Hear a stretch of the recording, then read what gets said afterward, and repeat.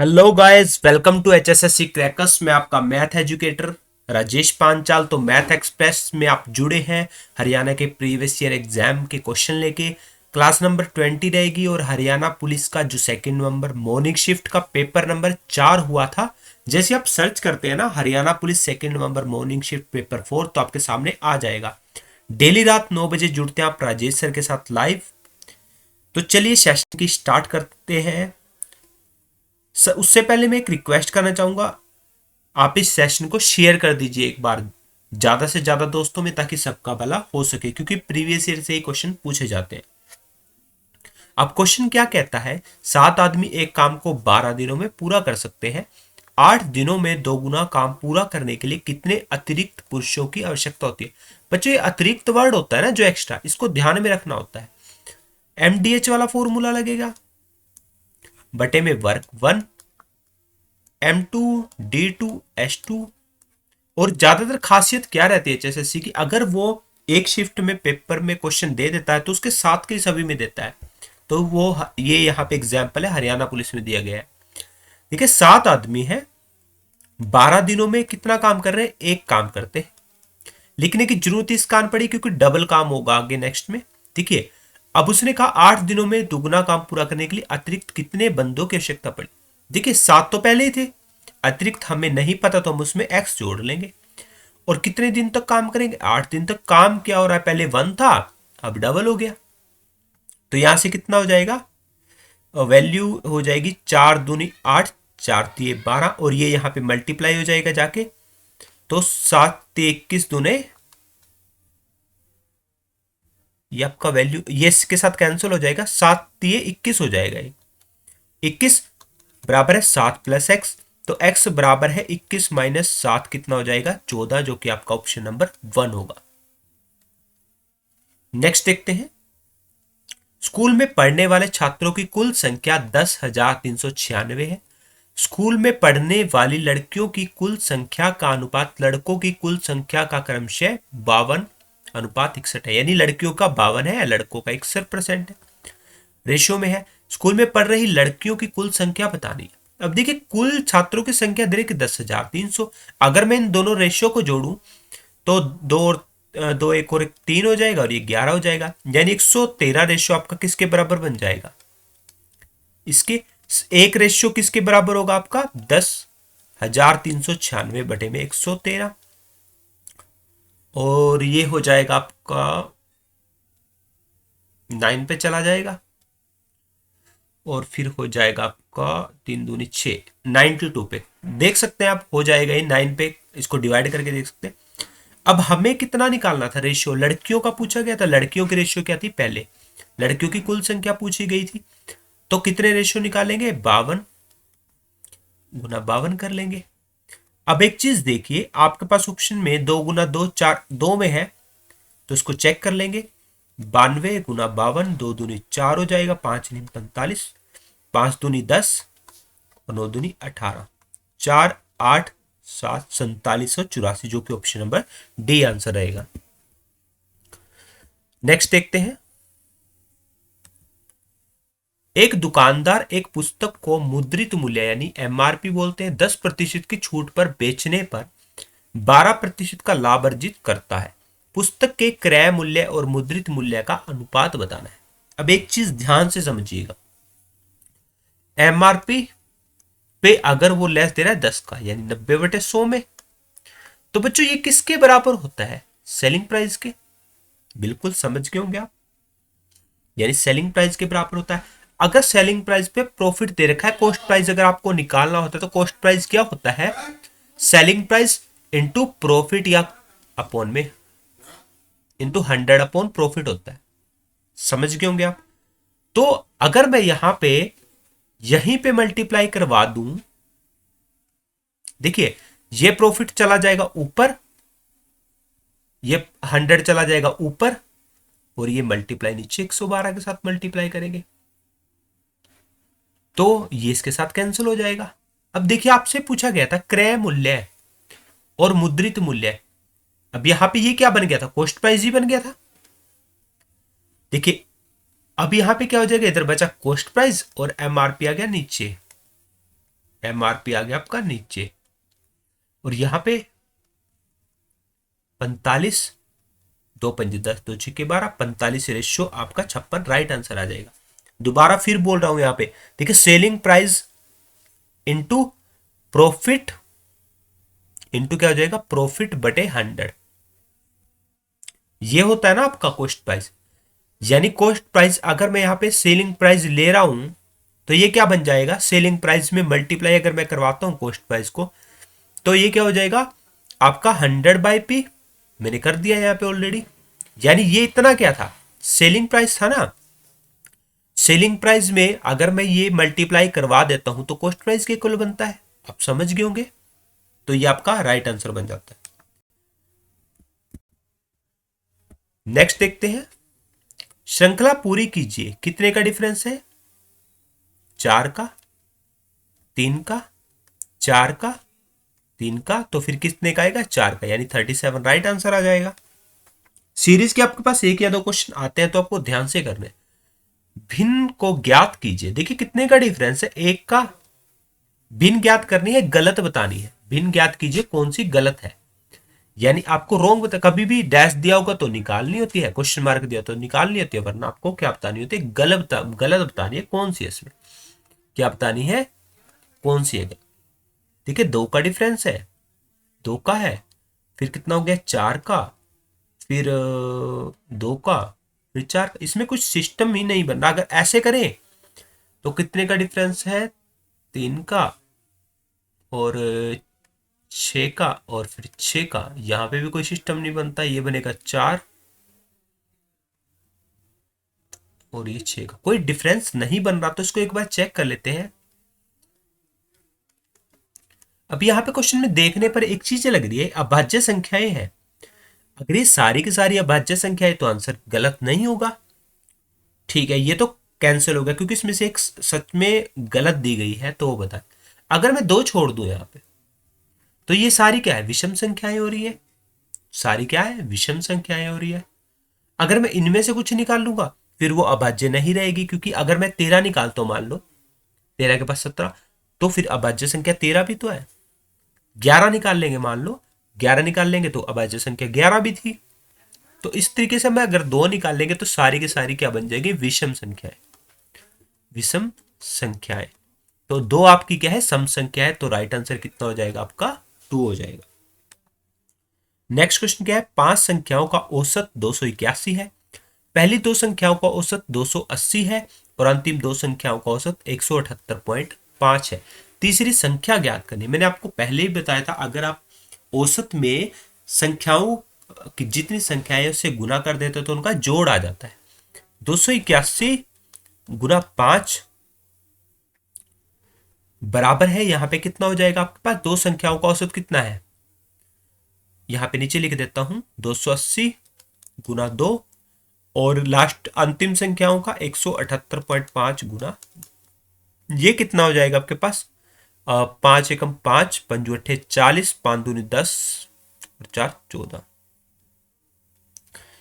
5 एकम 5, 5 अट्ठे 40, 5 दूनी 10 और 4 14 हो गया आपके पास। ये कितना हो जाएगा, 2 0 16 560 हो जाएगा। ये कितना बनेगा, 10 डेसिमल, 8 दूनी 16, 1 17, 7 दूनी 14, 1 15, 2 और 1 357। अब ये क्या दोनों जुड़ेंगे तो कितना हो जाएगा, 0 तो 357 ही बचेगा, 7 11 6 और 3 9, 917 बना। 1405 में से अगर आप 917 माइनस करेंगे कितना आएगा, 8 आएगा। 9 में से गया 8 आया और यहां पे कितना बचा, 13, 13 में से 9 4, 488 आपका राइट आंसर आ जाएगा, ऑप्शन नंबर सी।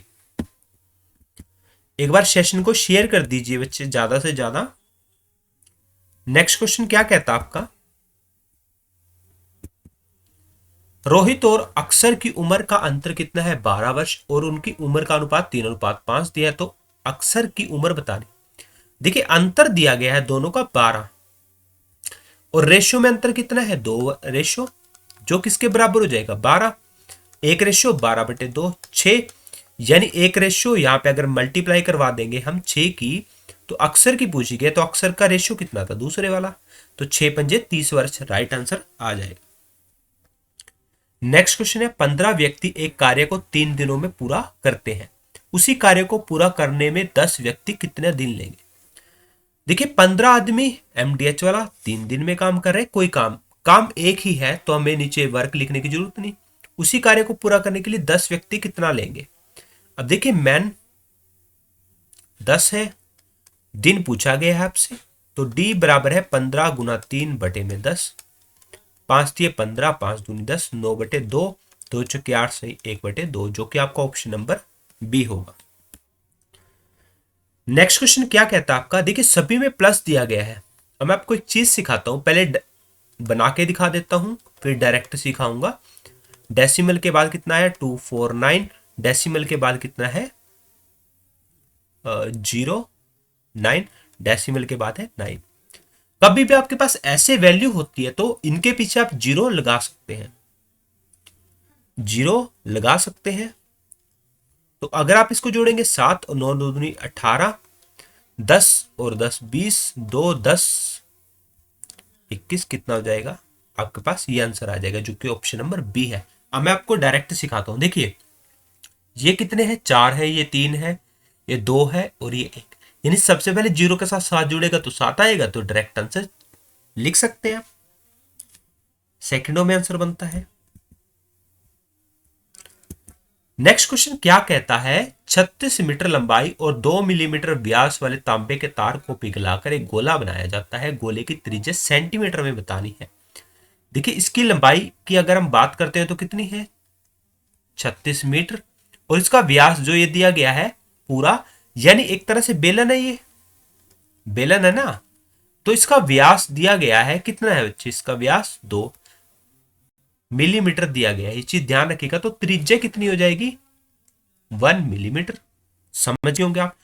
और ये गोला दिया गया है, इसको पिघलाकर गोला बनाना है, गोले की त्रिज्या बतानी है, यानी हमने क्या बताना है यहाँ पे, गोले की त्रिज्या बतानी है, यानी हमने गोले की त्रिज्या बतानी है, यानी आर बताना है। ये गोला दिया गया है। अब सबसे पहले हम एक काम करते हैं, हम क्या करेंगे, हम इसका आयतन निकाल लेते हैं बेलन का। अब आपको पता है कि गोला बनाना है तो गोले का आयतन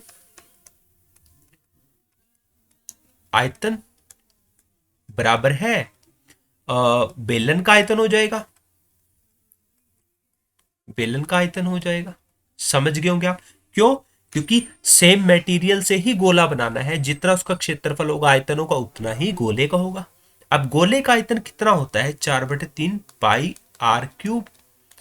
डायरेक्ट करने की कोशिश करते हैं, क्योंकि आप बेलन निकाल लोगे उसके बाद इसमें पुट करोगे तो वो कहीं ना कहीं लेंथी हो जाता है question. Pi r square h, pi के साथ पाई कैंसिल कर दो क्योंकि 22/7 तो कैंसिल हो जाएगा, 4/3 आर क्यूब, हमने ये आर निकालना है। देखिए यहां पे आर कितना दिया गया है 1 मिलीमीटर। अब मैं आपको ये चीजें बताता हूं, देखिए एक अगर मिलीमीटर की बात करता हूं मैं, क्या होता है 1 मिलीमीटर आपका किसके बराबर होता है 0.01, 0.001 किसके बराबर होता है। अगर आप सेंटीमीटर की बात करते हैं तो देखते हैं इसको एक बार,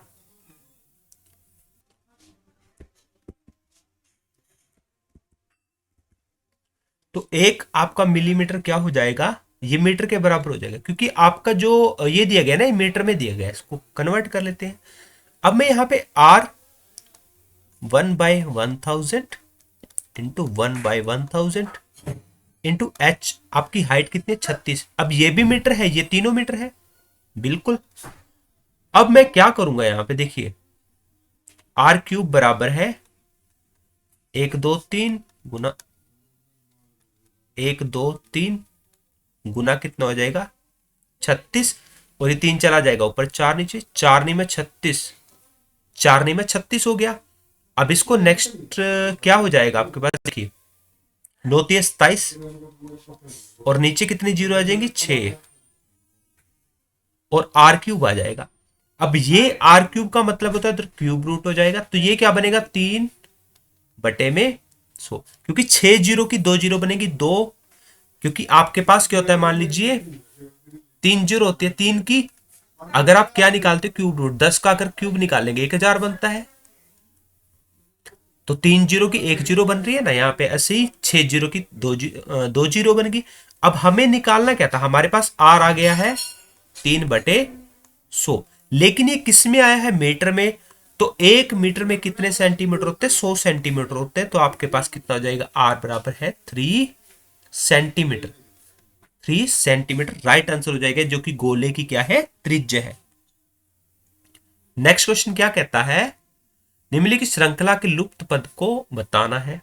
देखिए कितने का डिफरेंस हुआ, 5 का, 5 का, 5 का। तो इससे पहले क्या हो जाएगा, 5 का डिफरेंस हो जाएगा, जो कि आपका 80 आ जाएगा। Right answer option number D आ जाएगा। नेक्स्ट क्वेश्चन क्या कहता है आपका, एक संख्या 21 से उतनी ही बड़ी है जितनी की 71 से कम है, संख्या बतानी। देखिए 21 से अगर बड़ी है, मान लीजिए x है, 21 से बड़ा है, और 71 से उतना ही छोटा है, ये तो संख्या बताओ। तो ये x इधर आके प्लस हो जाएगा, 2x हो जाएगा, और 71 माइनस उधर जाके 21 हो जाएगा, जो कि आपका 50 बनेगा। तो x बराबर है 50/2 25। अब ये आंसर नहीं आया, आपसे संख्या पूछी गई थी। देखिए x 21 से बड़ा था, तो इसमें 21 जोड़ेंगे तो कितना आएगा, 46 आ जाएगा। 25 और 21 आपका 46 राइट आंसर आ जाएगा। 71 में से अगर आप क्या माइनस करते हो, 25, तो ये क्या हो जाएगा, 6 और 6 तब भी ये आएगा। तो राइट आंसर 46 आएगा। नेक्स्ट क्वेश्चन क्या कहता है, x प्लस 2 का स्क्वायर, x माइनस 2 और x square minus 4x minus 12 का लघुत्तम समावर्तक बताना है। अब बच्चों ध्यान दीजिएगा इस क्वेश्चन पे, आपके पास 12 है, गुना बननी चाहिए -12, जोड़ बनना चाहिए -4। अब मैं इसको क्या ले लूं, 6 दूनी 12, समझ गए होंगे आप, 6 दूनी 12 ले लूंगा यहां पे। अगर मैं इसको लेता हूं माइनस, तो मुझे इसको प्लस लेना पड़ेगा, क्योंकि इनको जोड़ूंगा तो -6, मुझे -4 बनाना है, तो बिल्कुल सही आएगा। लेकिन अगर इसके जब फैक्टर बन के आते हैं ना बच्चों, तो आपके पास एक वैल्यू क्या आएगी, एक वैल्यू आएगी 6 और दूसरी वैल्यू -2। या फिर आप इसको ऐसे ले सकते हैं, x -6 और x plus 2।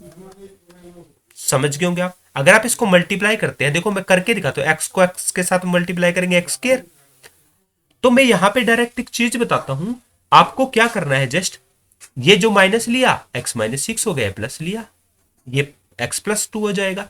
x square multiply करके दिखाता हूं, 2x माइनस के 6x माइनस के 12, ये कितना हो जाएगा, x स्क्वायर -4x -12।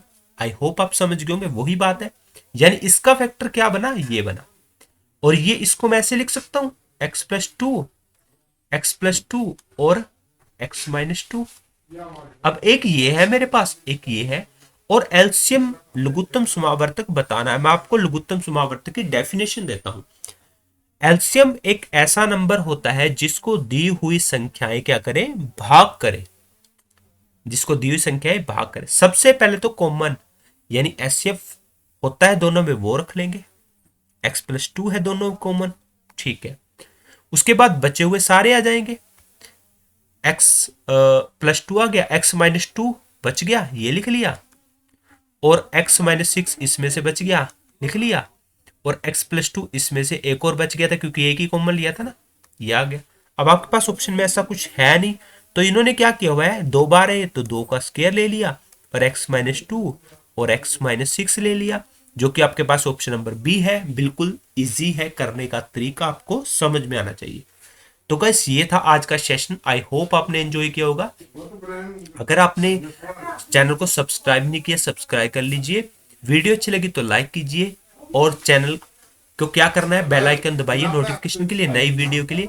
अगर आप पीडीएफ चाहते हैं तो टेलीग्राम का लिंक डिस्क्रिप्शन में मिल जाएगा, जुड़िए वहां पे, और आपको पीडीएफ मिल जाएगी। हरियाणा स्पेशल बैच चल रहा है, सिटी के लिए ज्यादा इंपॉर्टेंट है। जल्दी आपकी नेशनल जीके भी की क्लासेस चलेंगी। So thank you guys. कुछ नहीं पता लगता है कपड़े